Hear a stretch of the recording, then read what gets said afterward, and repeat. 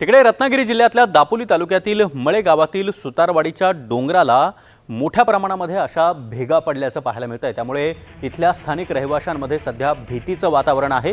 दरम्यान या सगळ्या पार्श्वभूमीची पाहणी प्रशासनाकडून करण्यात आलेली आहे आणि खबरदारीचा उपाय म्हणून इथल्या लोकांना सुरक्षित ठिकाणी हलवण्याचं काम सध्या प्रशासनाकडून केलं जाते। मात्र ही परिस्थिती आपण पाहतोय, पावसाळ्याचे दिवस आहेत आणि दरडी कोसळण्याची शक्यता या पार्श्वभूमीवर या डोंगराला कशा प्रकारे मोठ्या भेगा पडल्यात हे या दृश्यांमधून आपल्याला पाहायला मिळत आहे।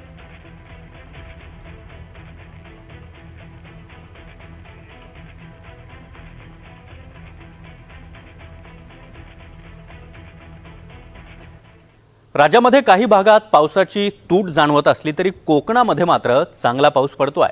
रत्नागिरी जिल्ह्यामध्ये दमदार पावसामुळे अनेक धबधबे अशा प्रकारे प्रवाहित झाल्याचं दिसतंय।